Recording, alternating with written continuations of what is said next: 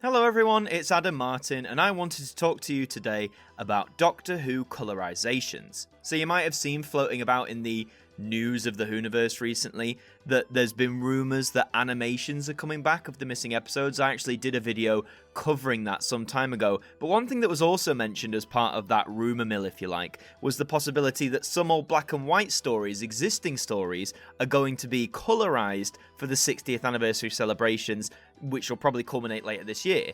Now, at the time I'm recording this, which is the 17th of January, we've had sort of no follow-up on this or any confirmation from the BBC themselves that this is even happening. But given the talent that's out there and the dedication amongst Doctor Who fans, I wouldn't be surprised if that eventually comes to fruition. You might have seen, actually, that an old episode of a show called Hancock's Half Hour was recently colorised and rescreened on TV, and that colorisation was spearheaded by a guy called Clayton Hickman, who is a really talented dude. Go and check him out on Twitter. He's had a long history in association with Doctor Who, everything from like working at Doctor Who magazine to like working on, like, I believe it was some of like the new series era stuff, whether that was the website or like appearing on Doctor Who Confidential. The man's done loads of stuff, and he's super talented when it comes to colorizing things, whether that's old photos or even old footage. And this episode of Hancock's Half Hour that went out in color went down really well. A lot of the reviews said that it looked fantastic. It really made you think it had originally been made in colour. So after that, it wouldn't surprise me, given that Clayton is a massive Doctor Who fan as well, that the BBC would say, hey, well, how about you get involved in some Doctor Who stuff?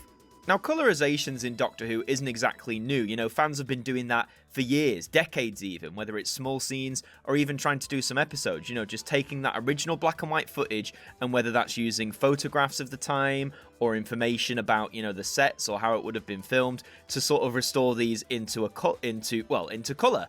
And it's more fascinating with the black and white episodes since they weren't originally made in color. But, you know, these have existed amongst fan communities for a long time. But I noticed that when this rumor mill came out, there was a great proportion of people saying, no, they shouldn't colorize Doctor Who. That should never happen to black and white episodes. But let's just delve into, like, you know, where this has happened before.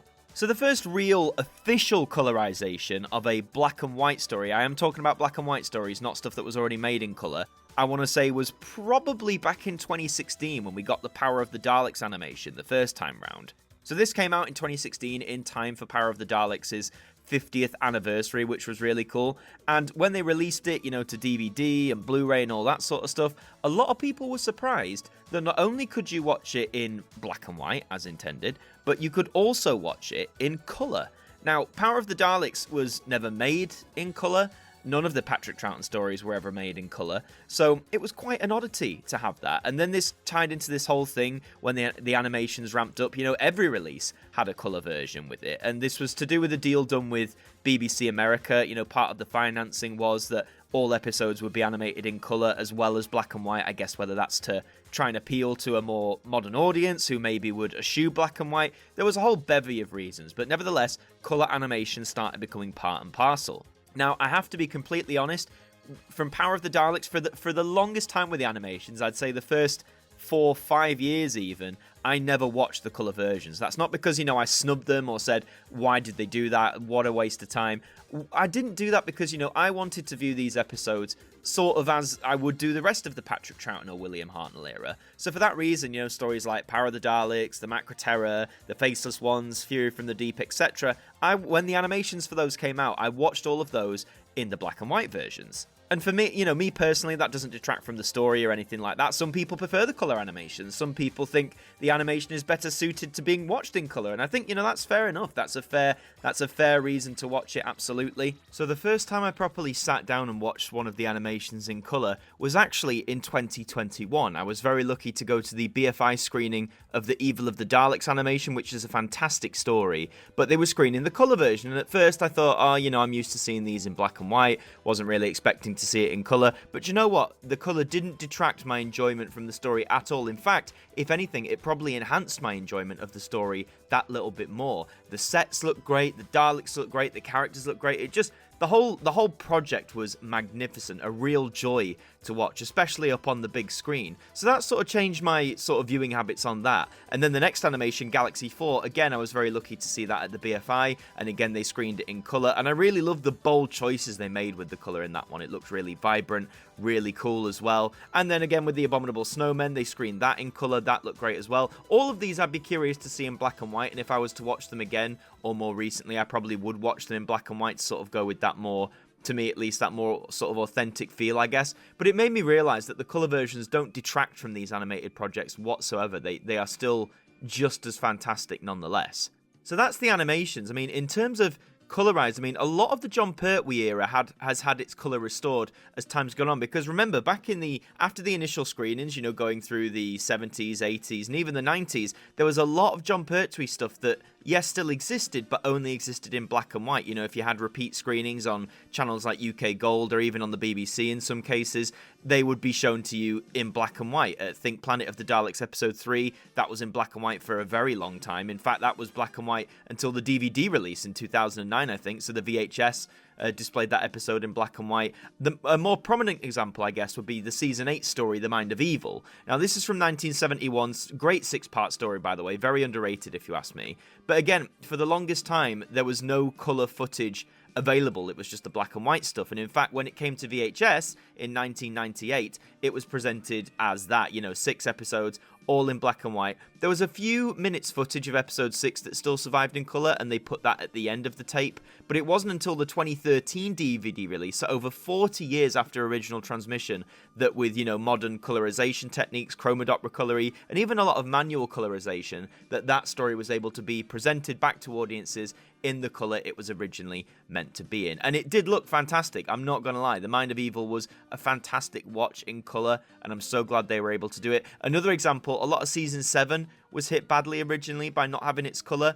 The Ambassadors of Death, which is one of my favourite Doctor Who stories ever, I mean, when that story came to VHS in 2002, only about half of the story was able to be presented in colour due to the techniques available at the time, the sources they were drawing from. 10 years later, in 2012, when they put out the DVD, they were able to present a full colour version of The Ambassadors of Death, presenting it in all its glory. So again, an example of a Doctor Who story being colourised. Yes, the original episodes were shot in colour, so I guess that sort of, you know, discounts towards it. They weren't originally black and white, they're just restoring the colour.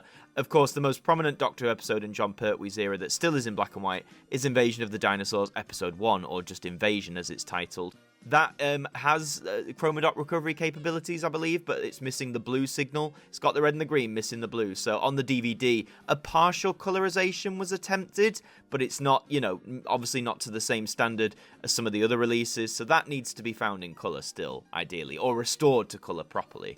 So Doctor Who has been colorised, mainly in an official sense being either restored to its original colour in terms of the John Pertwee era, or for the animations being presented in colour for the very first time via that animation medium. Now, if this is true, again, the Mirror article cited that one story that could be done would be the very first one, An Unearthly Child, which would certainly make sense. You know, that is the very first Doctor Who story. I don't think that would necessarily surprise anyone. If I was to pick 3 stories from the William Hartnell and Patrick Troughton eras to bring back to colour, I think for Hartnell, An Unearthly Child, absolutely. I'd love to see the Dalek Invasion of Earth in colour. I know, like, it's very, like, you know, bleak London and stuff like that, but I'd want to compare it to the movie version just to see what the BBC version looked like in colour. And I'd also love to see the War Machines in colour. Now that, you know, story rooted in the 60s, I imagine that'd be quite vibrant in its sets and its locations and stuff like that. So the War Machines would be apt for a colorization, if you ask me. For Patrick Troughton, in terms of, like, already existing material, so nothing that's already been animated, the Tomb of the Cybermen, that's an obvious one. I think that would look great in colour, or like see the iciness of Telos and all that sort of stuff, or maybe it'll show it up, who knows. The Mind Robber is another one that springs to mind, that fictitious world of the land of fiction, all the wacky stuff that happens there. I think that'd be great to see in colour.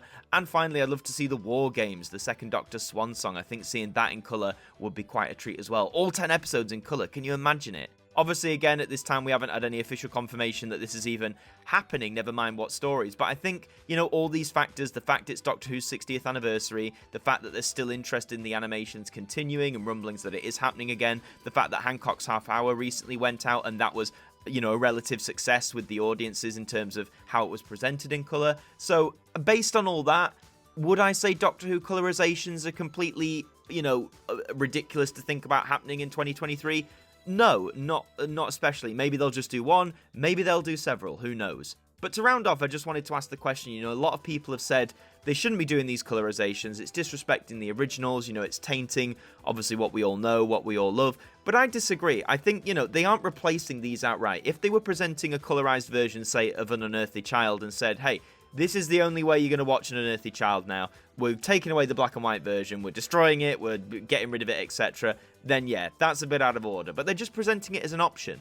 They're saying, hey, these episodes were shot in black and white, that's how you can view them as they were originally made, but we're also letting you see them in colour, if you like, a new angle, a new light, and I think as long as that motif is preserved, that sort of this is a new way of doing things, then I think it's a great idea, and why not for the 60th birthday? Why not at all? But let me know your thoughts on this, let me know in those comments. Do you think that colorizing 60s Doctor Who, which was originally shot in black and white, is a good idea? Do you think it's a bit daft? Do you think they should be focusing on other things for the 60th? Just let me know all your thoughts down in the comments below. And also, if you enjoyed this video, please leave a like on it. It really does help us out. And subscribe to us here at AMTV WHO. We'd love to have you aboard our TARDIS travelling through time and space with us. I've been Adam Martin from AMTV WHO. Thank you for joining us, and I'll see you next time.